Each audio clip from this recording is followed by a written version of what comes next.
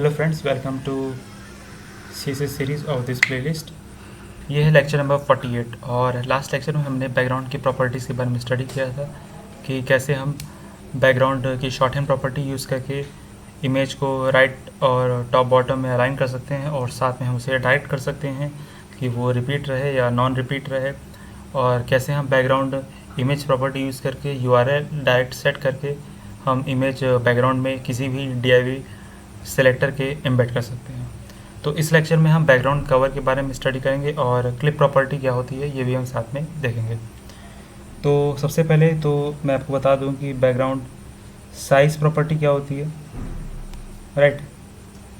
और तो background size property क्या होती है, it allows us to specify the size of background images. तो अगर हम बैकग्राउंड इमेजेस के साइज सेट करने हैं तो ये काफ़ी हेल्पफुल प्रॉपर्टी होती है। तो सबसे पहले हम एग्जांपल इसका देख लेते हैं।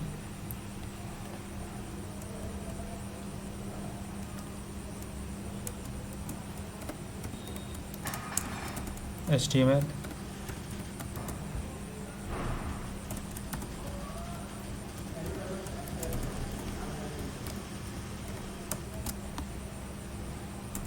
और इसमें देखिए मैं क्या करूँगा, मैं एक इमेज एज्यूम करूँगा, ठीक है। तो div id equals to, suppose मैं id लेता हूँ m और इसको मैं क्लोज करता हूँ। यहाँ पे मैं कुछ कंटेंट्स लिख देता हूँ।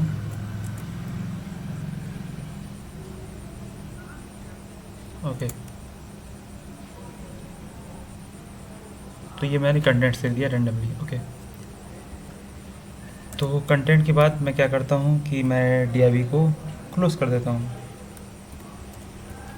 अब देखिए, अब मैं क्या करूँगा, अब मैं इसमें इमेज दूंगा हेड सेक्शन में जाके, और कैसे मैं उसकी साइज को कंट्रोल करूँगा यूजिंग बैकग्राउंड साइज प्रॉपर्टी।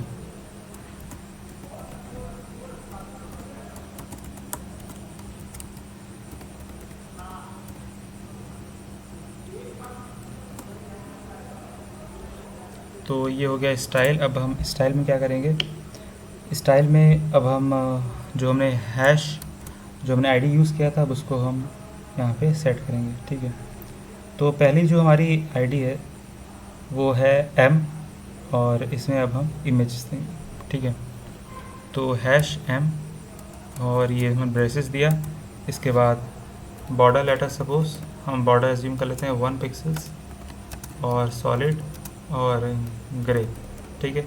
ये हमारा हो गया बॉर्डर। अब इसके बाद हम लेते हैं बैकग्राउंड, जो हमारी बैकग्राउंड इमेज रहेगी, ठीक है। बैकग्राउंड URL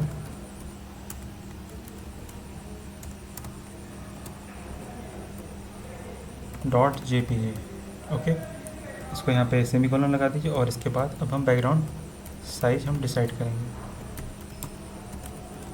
तो बैकग्राउंड साइज हम चाहते हैं कि हो जाए 200 पिक्सल्स और हाइट ये हो गई और विड्थ हो जाए उसकी 100 पिक्सल्स, ओके। तो ये हो गया। और इसके बाद अगर हम पैडिंग चाहते हैं, पैडिंग 15 पिक्सल्स लगा सकते हैं। तो ये हो गया पहला एग्जांपल, ठीक है। इसको सेव करते हैं, लेक्चर नंबर 48.html, ठीक है। डेस्कटॉप पे सेव करते हैं। अब मूव करते हैं हम डेस्कटॉप पे और ये रहा लेक्चर नंबर 48। तो आपने क्या देखा कि यहाँ पे, और साथ में हमने एक चीज़ भूल गए कि हमने रिपीट नॉन रिपीट देना पे ध्यान नहीं दिया। बैकग्राउंड रिपीट नहीं, ये रहेगा नो रिपीट, ओके। ये हो गया सेव और इसको हम रिफ्रेश करते हैं, ठीक है। तो यहाँ बैकग्राउंड रिपीट नहीं हुआ और जितना कंटेंट था वो उसमें आ सका, ठीक है। हाइट विड्थ को इसने पूरी तरह से फॉलो किया, हाइट विड्थ 100 पिक्सल्स और 20 पिक्सल्स। तो ये कुछ नई चीज़ आपको देखने को नहीं मिली, लेकिन आपको जो प्रॉपर्टी है, जो आपको सही समय पे ज़रूरत पड़ेगी जिस चीज़ की, वो हमने बैकग्राउंड साइज प्रॉपर्टी यहाँ पे यूज़ की। हाइट विड्थ तो हम वैसे भी सेट करना जानते हैं, बट जब हमें बैकग्राउंड के लिए साइज कंट्रोल करना होगा तो यह बैकग्राउंड साइज प्रॉपर्टी ज़रूर काम आएगी। तो आइए इसके बाद में हम और प्रॉपर्टीज़ डिस्कस करते हैं। तो जो अगली प्रॉपर्टी हम डिस्कस करने वाले हैं वो है, चलिए सीधे नोटपैड में चलते हैं, फिर उसके बाद मैं आपको बताता हूँ। तो इसमें हम कंटेन और हाइट विड्थ सेट करने के बाद सपोज़ मैं इसमें हाइट विड्थ सेट कर देता हूँ। बैकग्राउंड साइज यहाँ पे यूज़ नहीं करेंगे, ठीक है। अब मैं सेट करता हूँ हाइट सपोज़ 100 पिक्सल्स और मैं विड्थ सेट कर देता हूँ 200 पिक्सल्स, ठीक है। अब इसके बाद मैं सपोज़ कंटेंट को कॉपी कर लेता हूँ और ये हो गया दूसरा।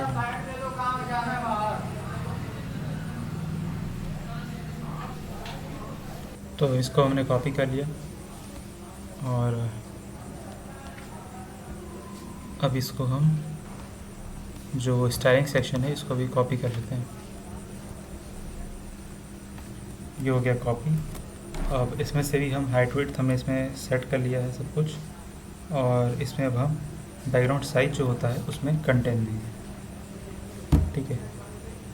तो इसमें रहेगा बैकग्राउंड साइज कंटेंट, ठीक है। और जो दूसरा वाला है इसमें भी हम बैकग्राउंड साइज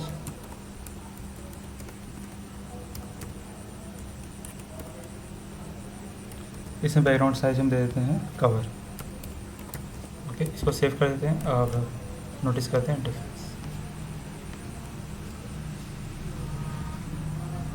तो ये हमने इसमें सेट किया था कुछ, एक बार हम फिर से चेक कर लेते हैं। तो दूसरे में हमने दिया बैकग्राउंड साइज कवर और पहले वाले में बैकग्राउंड साइज कवर।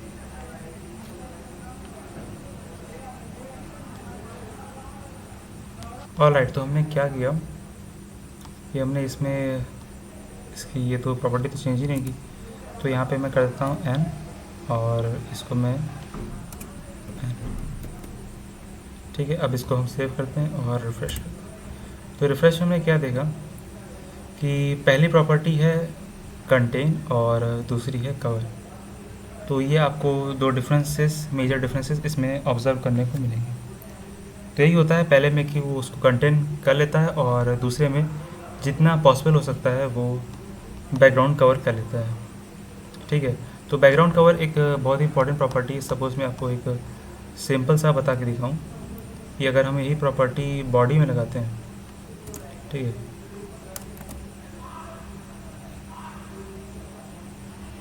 अगर हमें बॉडी में बैकग्राउंड में कोई इमेज देनी है, राइट, सपोज़ बॉडी, तो बॉडी में अगर हम ब्रेस देते हैं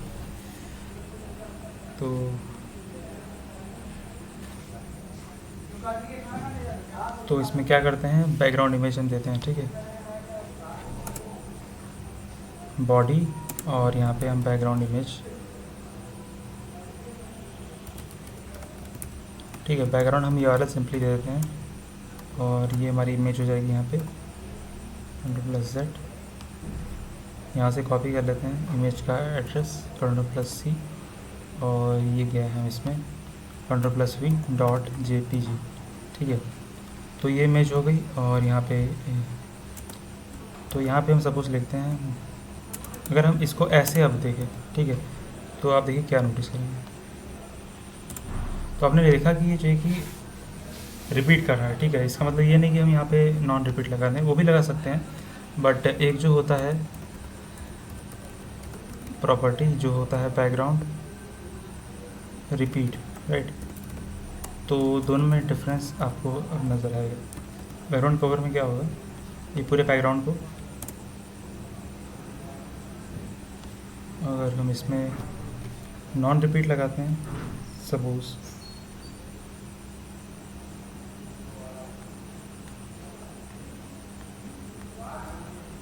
ठीक है, इसमें अगर हम बैकग्राउंड रिपीट में लिखते हैं कि ये नो रिपीट, तो ये क्या होगा कि ये जितनी साइज जितनी इसकी साइज थी वो उतना ही एरिया कवर करेगा। ये देखिए, यानी कि ये अपना साइज के हिसाब से इसमें एडजस्ट हो गया। तो ये कुछ प्रॉपर्टीज़ थी जो हमने स्टडी किया, ठीक है। और एक और चीज़ मैं जो साइज़ का बता रहा था आपको, ठीक है, तो अगर मैं यहाँ पे कवर कर दूँ कि भाई आप इसको बैकग्राउंड साइज़ के हिसाब से कवर कर दूँ,